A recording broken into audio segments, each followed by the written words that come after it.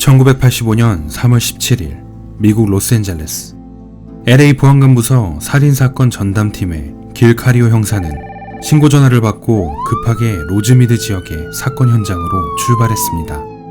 살인사건 전담팀의 업무 자체가 살인사건을 다루기 때문에 카리오 형사는 그날도 특이할 것 없는 우발적인 살인이나 강도 살인쯤으로 여겼죠. 그는 조사를 빨리 마치고 범인을 잡고 싶은 마음뿐이었습니다. 하지만 사건 현장에 도착한 카리오 형사는 당황했습니다. 이미 숨이 멎어있던 피해자는 데일 오카자키라는 동양인 여성. 머리에 총상을 입고 부엌에서 정면을 향해 누워있었고 아마 범인이 침입할 때쯤 장을 보고 온 물건들을 정리 중이었던 것으로 보였습니다.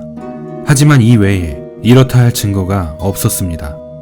집에서 사라진 물건도 전혀 없었고 범인이 피해자와 어떤 관계인지 아니면 단순한 강도가 살인범으로 돌변한 건지 강도라면 금품 같은 것들은 왜 가져가지 않았는지 현장은 의문점 투성이었습니다. 그리고 이 사건이 발생하고 30분 뒤 같은 지역에서 동일한 총이 사용된 사건이 일어납니다. 범인은 근처 공원에서 차를 몰고 지나가던 여성을 멈추게 하고 다짜고짜 면전에 총을 발사하고 달아났습니다. 형사들은 동일 인물이 도망가다가 우발적인 범죄를 추가로 저질렀다고 생각했습니다.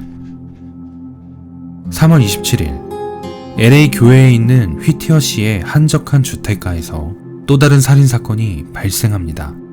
60대 부부인 빈센트와 그의 아내 맥신의 시체가 부부의 집에서 발견되었는데 최근 일어난 두 가지 사건과 동일한 총이 사용되었습니다.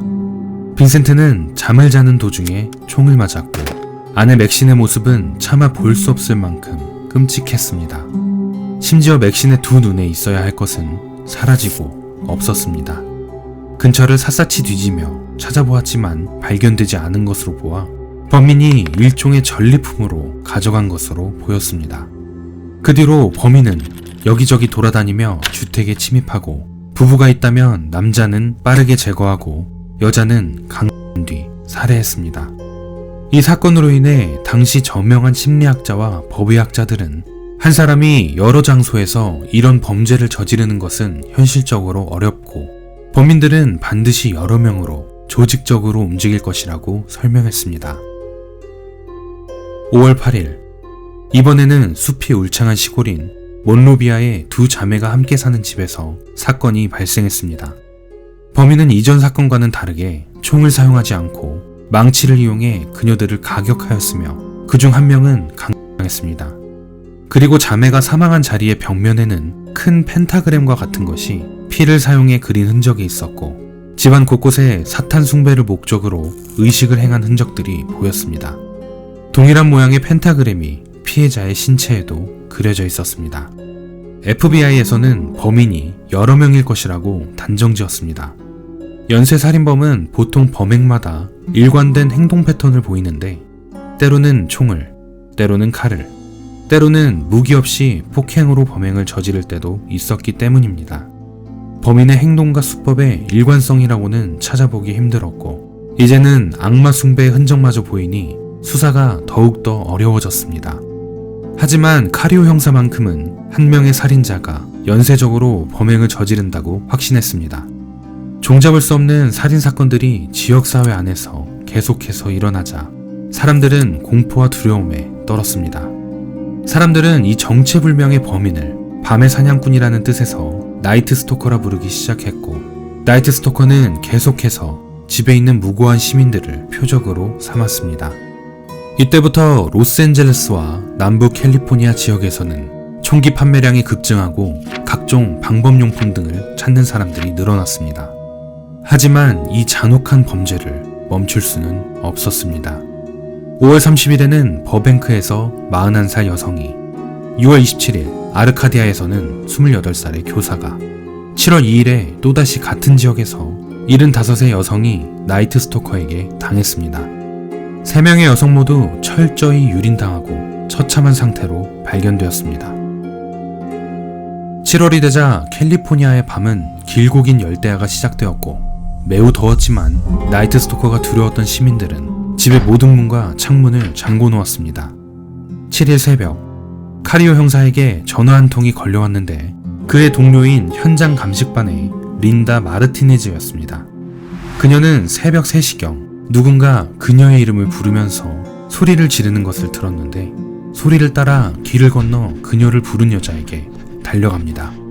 그녀를 부르던 여자는 정체불명의 사내에게 강간을 당하고 수갑이 채워진 상태였는데 린다는 그녀를 보자마자 나이트 스토커가 나타났다는 것을 깨닫고 즉시 카리오 형사에게 전화를 한 것이었죠. 현장에 도착한 카리오 형사는 나이트 스토커가 남긴 흔적들을 알아볼 수 있었습니다. 멀지 않은 곳에서 또 다른 여성의 사체가 발견되면서 범인이 한 명일 것이라는 카리오 형사의 추측은 확실하게 굳어졌습니다. 그녀는 둔기에 맞아 사망했고 그 뒤로도 나이트 스토커는 하룻밤 동안 2건의 범죄를 더 저질렀습니다. 2주 후인 7월 20일 나이트 스토커의 범죄는 계속되었습니다. 범인은 더 이상 이런 행동들에 대해 쾌락을 느끼지 못했고 사람들을 고문하고 공포감을 주는 것에 큰 즐거움을 느꼈습니다.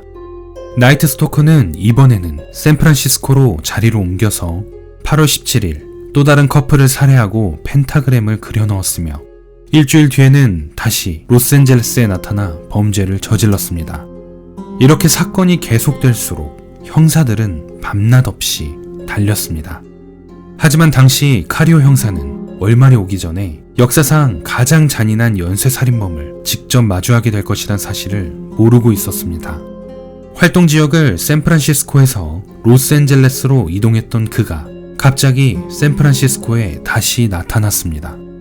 이때 놀랍게도 중요한 단서들이 한 곳으로 모였는데 카리오 형사의 정보원이 나이트 스토커의 신원을 확보하면서 그가 주로 다니는 펍과 그가 마약을 즐겨한다는 정보를 입수합니다. 같은 시기에 도난되었던 차량의 백미러에서 나이트 스토커의 지문까지 발견되었습니다. 범인의 이름은 리처드 라미레즈. 경찰은 라미레즈의 얼굴을 언론에 즉시 공표하고 수배하기로 결정합니다. 1985년 9월 29일 리처드 라미레즈는 샌프란시스코에서 다시 LA로 이동했습니다. 그는 먹을 것을 사러 근처 마트로 가고 있었는데 평소와 다르게 사람들이 자신을 쳐다본다는 것을 느끼게 되었죠. 필요한 것을 구매한 그는 계산을 기다리면서 우연치 않게 계산대에 있는 신문을 보게 되고 모든 신문 지면이 자신의 얼굴로 도배되어 있는 것을 확인합니다. 그때 한 여자가 그를 가리키며 나이트 스토커라고 소리쳤습니다. 라미레즈는 매우 당황하며 뛰었습니다. 집집마다 담장을 넘고 마당을 가로지르며 달아났습니다. 공교롭게도 마당을 가로지를 때 각 집마다 마당에서 누가 소란을 일으킨다며 신고를 했고 신고를 토대로 LA 경찰청은 신고 전화의 모든 주소지를 따라가며 추적했습니다. 도망치던 라미레즈는 어떤 여성의 차를 훔치려 했지만 여성은 그를 보자마자 비명을 지르고 비명을 들은 이웃 사람들이 하나둘씩 밖으로 나왔습니다. 사람들은 키 크고 까맣고 깡마른 남자가 여성의 차를 빼앗으려는 것을 발견하고 그녀를 도와주기 위해 있는 힘껏 달렸습니다. 그리고는 담장을 향해 다리를 걸어 넘어뜨렸고 근처의 모든 주민들이 그를 둘러쌌습니다. 그는 매우 지쳐 보였고 몹시 겁에 질려있는 모습이었습니다. 사람들 중에 한 명이 신문을 들고 나오며 저놈이 살인자다, 나이트 스토커다 라고 외쳤습니다. 그렇게 지역사회를 공포에 떨게 한 희대의 살인마 나이트 스토커인 리처드 라미레즈가 체포되었습니다. 리처드 라미레즈는 1960년 2월 29일 텍사스주 국경지대의 엘파소라는 마을에서 멕시코 이민자의 5남매 중 막내로 태어났습니다. 엘파소는 저소득층이 사는 동네치고는 환경이 나쁘지 않았고 아버지는 열심히 일하는 철도 노동자였으며 자녀에게는 엄격함과 동시에 자상했습니다. 어릴 적 라미레즈는 이웃이나 친구들에게도 평범한 아이로 친절하고 재미있는 아이였습니다. 하지만 그가 10살이 될 무렵 간질 진단을 받으면서 모든 상황이 변했습니다.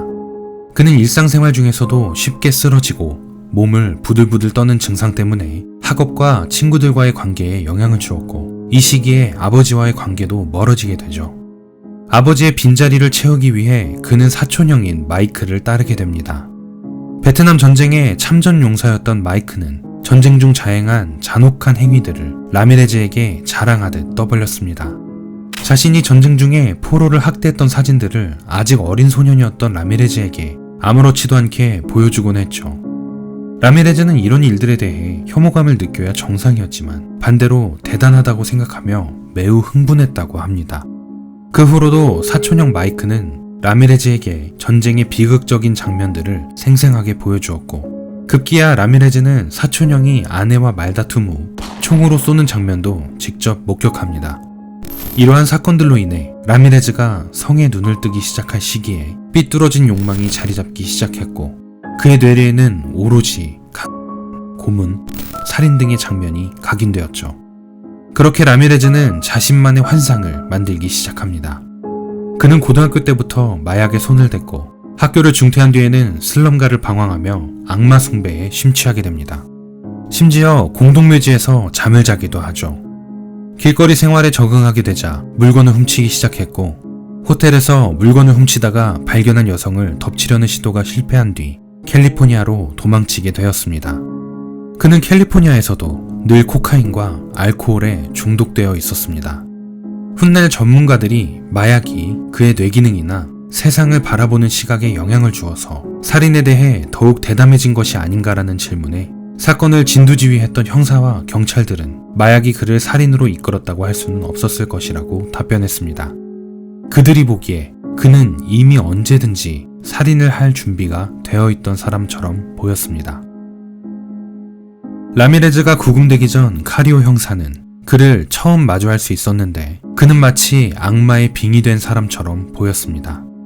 라미레즈는 제대로 씻지 않고 관리하지 않은 외모로 인해 야만인처럼 보이긴 했지만 결코 미친 사람처럼 보일 외모는 아니었습니다. 그냥 평범한 사람들 속에 섞여지는 사람이었죠. 게다가 그는 굉장히 박학다식하고 똑똑했으며 자신이 저지른 살인에 대해서 매우 자세하게 기억하고 있었습니다. 그리고 마치 벤치마킹 하듯이 연쇄살인범에 대한 역사 지식을 모두 꿰뚫고 있었죠. 그가 처음 수감된 감방이 과거 유명한 살인마의 감방이었다는 사실을 알고는 굉장히 좋아했습니다. 재판 당일, 배심원들 중 한 명이 나타나지 않아 재판이 몇 시간 연기되었는데, 공교롭게도 그날 저녁 배심원이 전혀 다른 살인사건으로 인해 집에서 죽은 채로 발견되었고, 극심한 피해를 입은 피해자들과 배심원들은 라미레즈를 바라보며 증오보다는 공포에 휩싸였습니다. 재판장에서 악마처럼 기괴한 말을 내뱉고 피해자와 배심원들을 보고 미소 짓는 그는 그야말로 악마 그 자체였습니다. 당시 라미레즈를 실제로 본 사람들은 어마어마하게 사악한 카리스마가 있다고 이야기했죠. 게다가 14개월에 걸친 긴 재판 기간 동안 방송으로 인해 세상이 떠들썩해졌고, 라미레즈의 사진이 퍼지자 그에게 매료되고 지지하는 열광적인 팬들까지 생기기도 했습니다. 훗날 도린 리오이라는 여성은 라미레즈와 결혼식까지 올리게 되는데, 그녀는 라미레즈는 무척 잘생긴 것으로만 알았었는데 그와 이야기해보니 지금까지 그를 올바르게 이끌어준 사람이 없기 때문에 그가 이렇게 된 것이다 라고 말했습니다. 도리는 가족들에게 의절당하고 지역사회에서 신변의 위협을 느낌에도 불구하고 라미레즈를 믿는다며 이해할 수 없는 행동들을 보였고, 라미레즈가 죽는 그날까지 서류상의 법적인 아내였습니다. 1989년 리처드 라미레즈는 확인된 13건의 살인과 30건의 살인미수 등으로 사형 선고를 받게 되지만 캘리포니아 주 정부는 사형 집행을 꺼려 했는데 주민들은 사형 집행을 적극 찬성하고 지지했기 때문에 주정부에서는 폐지하고 싶어도 시민들의 반발로 인해 폐지하지 못했습니다. 따라서 명목상으로 사형 선고를 하되 집행은 보류하여 사실상 그는 종신형으로서 살게 되었습니다. 그렇게 리처드 라미레즈는 무기수로 독방에서 살다가 2013년 림프종 합병증으로 사망하게 됩니다.